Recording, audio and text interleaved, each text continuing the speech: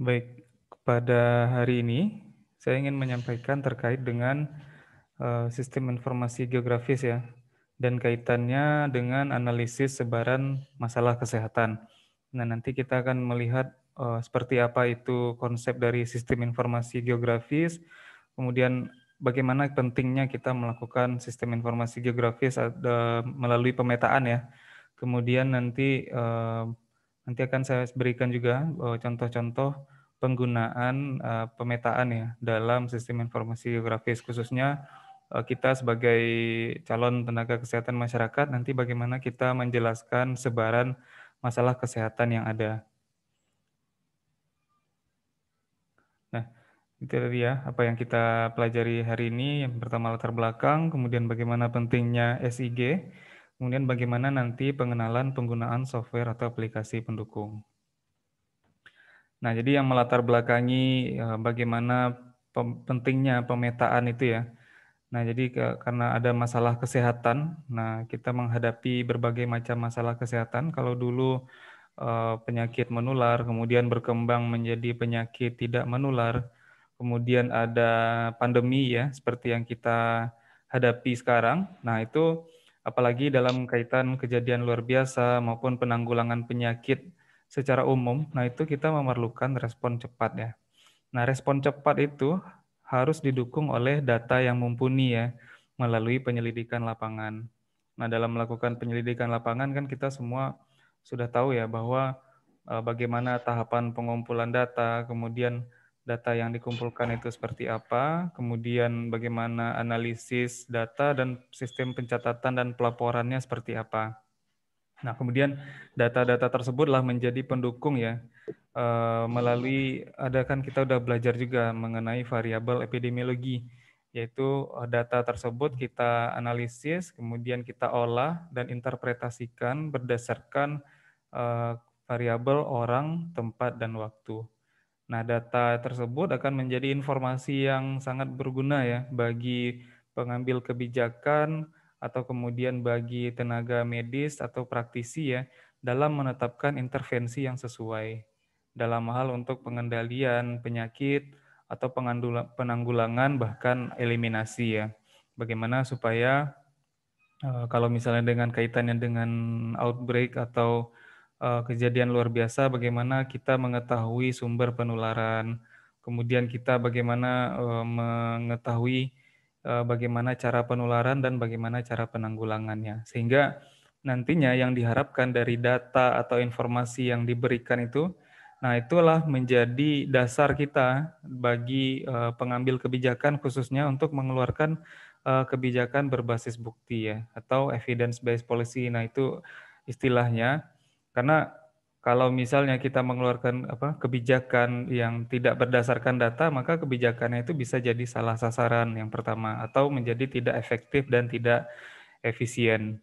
Nah, kebijakan nanti dalam pengendalian penyakit biasanya misalnya ada wilayah-wilayah yang rawan misalnya. Nah, dari mana kita tahu wilayah-wilayah yang rawan itu seperti apa? Nah, itu kita bisa tahu dari sebaran penyakitnya berdasarkan konsep atau berdasarkan variabel wilayah.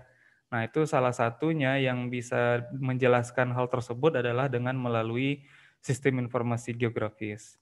Karena dengan SIG kita bisa menampilkan ya peta kerentanan suatu wilayah, kemudian bagaimana wilayah satu dengan wilayah yang lain itu bagaimana perbandingan kasusnya misalnya, baik itu insidence maupun prevalence. Nah, dari keseluruhan proses tersebut, nah eh, sistem informasi geografis melalui pemetaan itu menjadi instrumen penting ya dalam kita menganalisis kasus itu berdasarkan tempat ini ya. Nah, variabel tempat. Nah, itu biasanya kalau sebelumnya kita mengetahui misalnya alamat ya atau berdasarkan kecamatan, kelurahan. Nah, bagaimana dengan eh, sebarannya dengan peta? Nah, itu bisa kita buat ya melalui sistem informasi geografis ini. Nah, karena kenapa pentingnya kita mendistribusi penyakit berdasarkan area geografis? Nah, makanya karena kalau misalnya penyakit itu kan dia tidak kenal wilayah administratif ya. seperti kecamatan, kabupaten, provinsi maupun negara. Kalau penularan penyakit itu dia, oh ini kecamatan A misalnya, penyakit itu tidak mau menular ke situ misalnya. Nah itu tidak ya, dia wilayah administratif itu tidak dikenali oleh penularan penyakit, sehingga dalam penularan penyakit itu yang paling penting kita pahami itu adalah bagaimana area geografisnya. Dan kalau untuk wilayah administratif itu lebih kepada bagaimana kita membuat intervensi yang tepat ya, bagaimana yang intervensi yang fokus itu seperti apa, seperti penerapan kebijakan. Nah, kalau untuk kebijakan tentu berdasarkan wilayah administratif ya, bagaimana penanggulangan penyakit di suatu kabupaten. Nah, itu yang bertanggung jawab di situ adalah dinas kesehatan di kabupaten tersebut.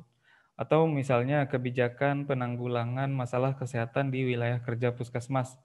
Nah, itu kan wilayah administratif ya. Begitu juga dengan pemanfaatan sumber daya ya, apa saja yang harus dikerahkan ya, petugas sumber daya manusia, kemudian sarana dan prasarana dan dana misalnya, anggaran untuk bagaimana sebuah penyakit itu bisa ditanggulangi dengan maksimal. Nah, kaitannya dengan frekuensi nanti ya, kita tahu bahwa jumlah kasus ya, kemudian insidence dan prevalence itu bisa kita buat sebarannya ya dengan peta. Misalnya wilayah A, B, C, D misalnya dari 4 wilayah tersebut mana yang jumlah kasusnya paling tinggi. Nah, itu bisa kita gambarkan melalui peta. Kemudian kalau kita punya titik koordinat ya. Titik koordinat, nah itu kita bisa petakan sebaran kasusnya berupa titik-titik lokasi ya. Atau misalnya kita punya alamat. Nah, alamat ini bisa kita track ya, atau kita telusuri melalui, kalau sekarang kita biasa pakai misalnya Google Maps. Nah, di Google Maps itu ada titik koordinat yang bisa kita gunakan. Nah, nanti kita akan coba masukkan di software atau aplikasi. Nah, nanti akan keluar peta berupa titik-titik kasus ya. Nah, jadi bagaimana konsep penularan penyakit secara kewilayahan, nah itu penting kita ketahui ya. Nah, ini mungkin sudah dijelaskan juga pada materi sebelumnya. Jadi secara umum ya, sistem informasi geografis itu merupakan sebuah sistem untuk mengelola data itu secara spasial ya, atau ke ruangan. Nah, dengan memanfaatkan teknologi informasi, nah data tersebut nanti akan kita interpretasikan ya menjadi sebuah informasi yang berguna ya untuk meningkatkan perencanaan, analisis, monitoring dan manajemen sistem kesehatan. Nah, seperti tadi yang sudah saya singgung sebelumnya bahwa data yang diolah melalui sistem informasi geografis ini dapat dimanfaatkan ya untuk mengetahui sebaran masalah kesehatan yang ada dan bagaimana nanti penerapan implementasi atau fokus intervensi di suatu wilayah tersebut.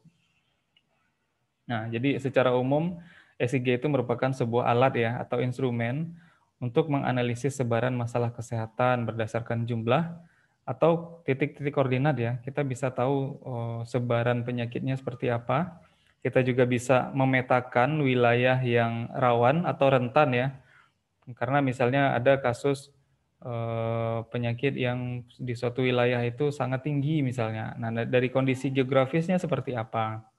Dan kemudian membantu dalam prioritas dan memfokuskan wilayah intervensi. Jadi itu tujuan dalam membuat sebuah pemetaan melalui sistem informasi geografis yang nanti akan kita pelajari ya. Pemanfaatan ECG itu sangat banyak sekali ya. Ini saya kutip beberapa yang paling sering dilakukan ya. Menemukan persebaran penyakit secara geografis, kemudian kita bisa melihat tren ya, tren penyakit itu bagaimana sebarannya di wilayah-wilayah tertentu.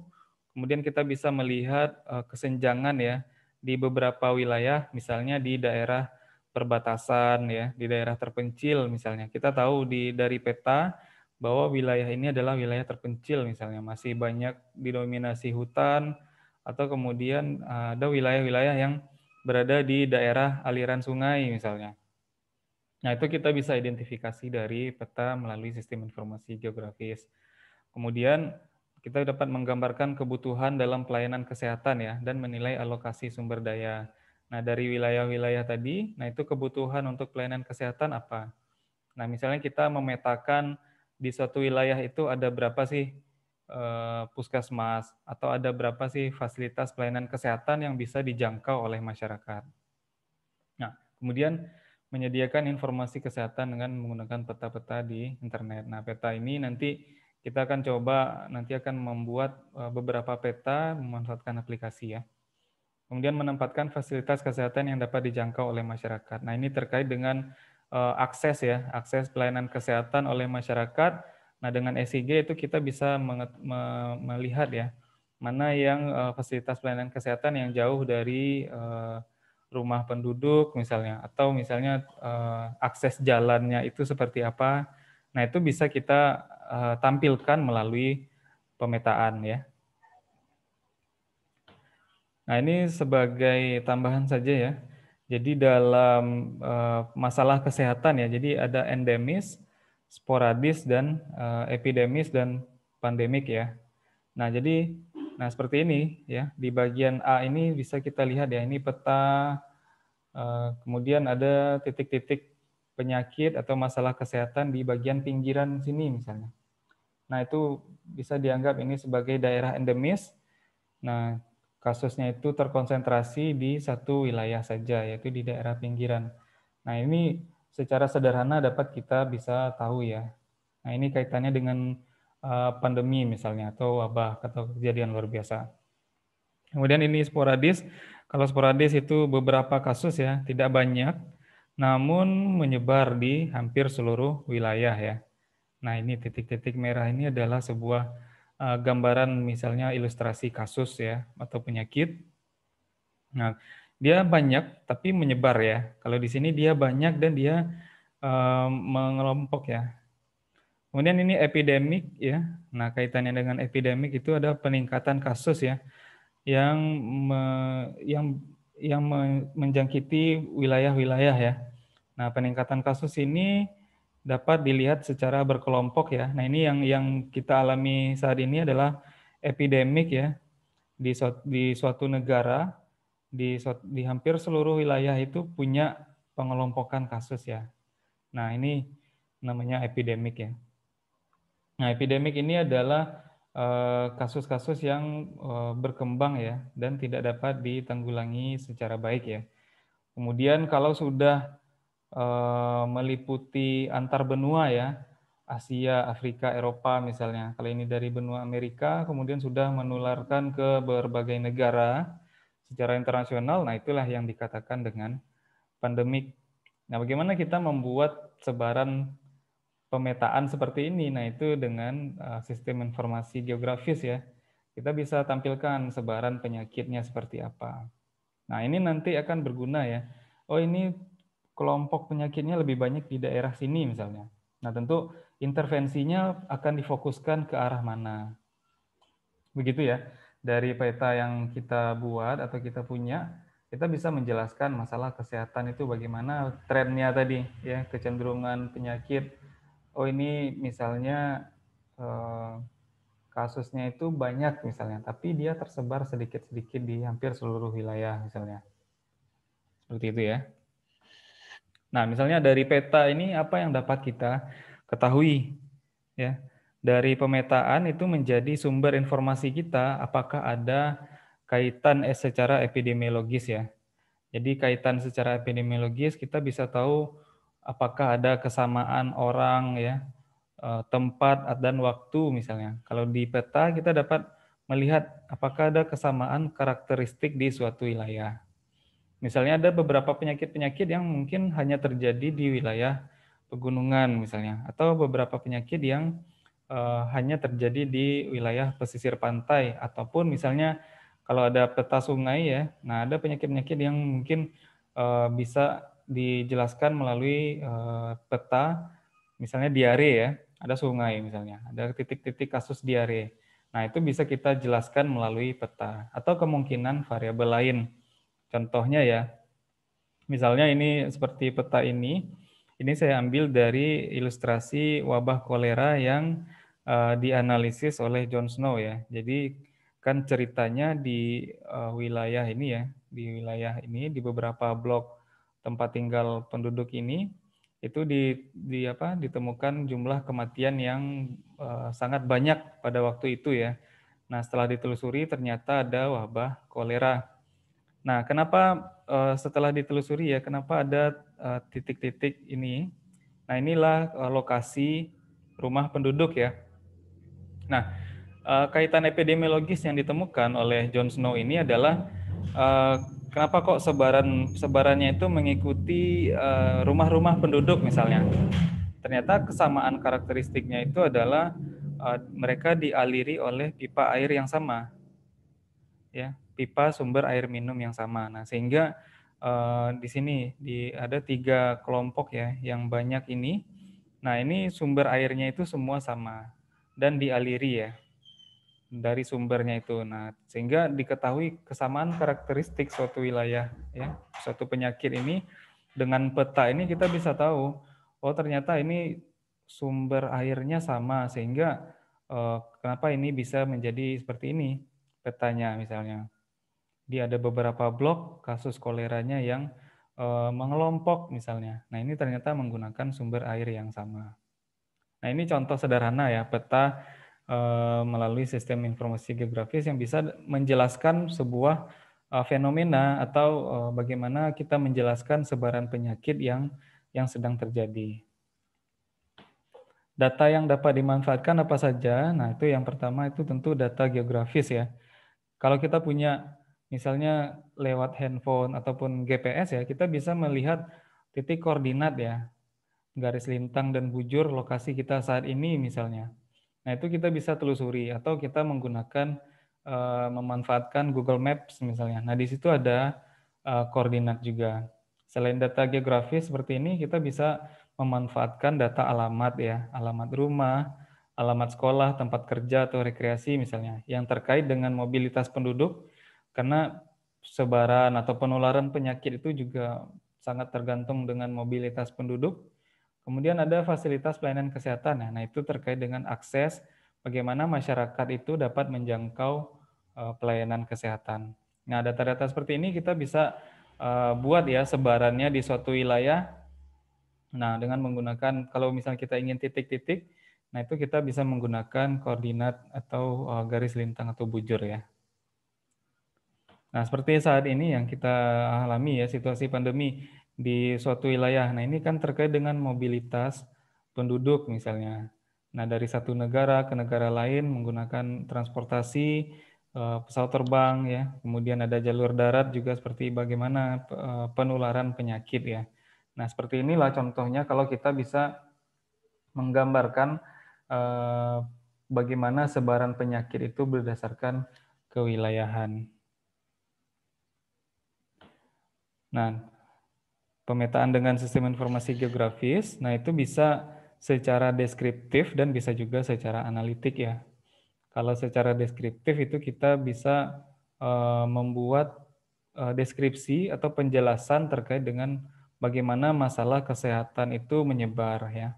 Bagaimana lokasi pelayanan kesehatan yang ada, apakah terjangkau oleh masyarakat atau tidak. Nah, tadi melalui titik koordinat ataupun melalui angka tadi ya, bisa jumlah kasus, bisa prevalensi, bisa insidens ya. Dan data-data lain yang bisa digunakan dalam membuat peta. Nah, nanti petanya juga ada yang bisa dalam bentuk peta gradasi ya.